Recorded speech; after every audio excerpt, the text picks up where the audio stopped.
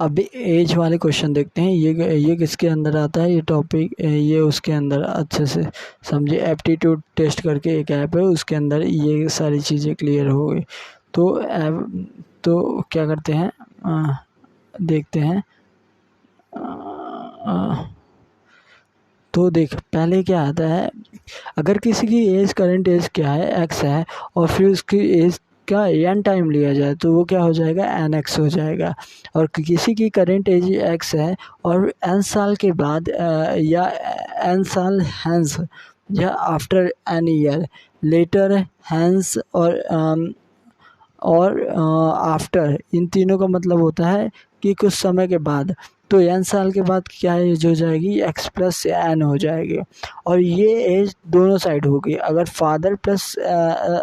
Father की as 6 साल बाद देख रहा है तो ये रेशियो अगर किसी के में दिया है, जिस रेशियो में दे रहेगा वो दोनों की तरफ ही ऐड करेगा, ओनली फादर की तरफ नहीं ऐड करेगा, फादर और सन की दोनों की तरफ ऐड करेगा। अगर करेंट एज एक्स है तो एन ईयर एगो क्या एज थी या एन ईयर बिफोर जो एज थी, तो वो क्या होगा, फादर माइनस फॉर एग्जांपल 2 करते हैं। तो इसी तरह अगर ये 3 टाइम है सन और -2 के, तो इस तरह दिया रहेगा, वो दोनों साइड का कंसीडर होगा। ठीक, दोनों साइड का कंसीडर होगा।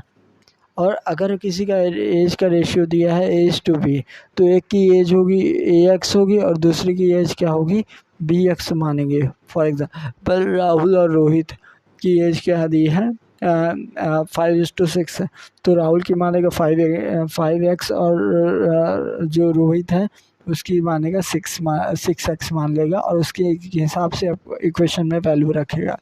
अगर किसी की एज x है और उसमें क्या है 1/n ऑफ द एज क्या हो जाएगी, x/n हो जाएगी, 5th पॉइंट। ठीक, और ये पॉइंट ये है कि क्या देता है, मेजर क्वेश्चन में क्या पूछता है कि अभी की एज पूछ लेगा, नहीं तो वो 6 साल पहले की एज बताओ या 6 साल बाद की एज बताओ, वो क्वेश्चन ऐसे पूछता है। और जब भी एज अगर सम होती है कि 6 साल बाद पापा की एज बेटे के एज के तिगुना है, तो ये दोनों तरफ जो 6 हैं वो दोनों तरफ ऐड ऑन होंगे, एक साइड नहीं ऐड ऑन होगा, ये दोनों साइड ऐड ऑन होंगे।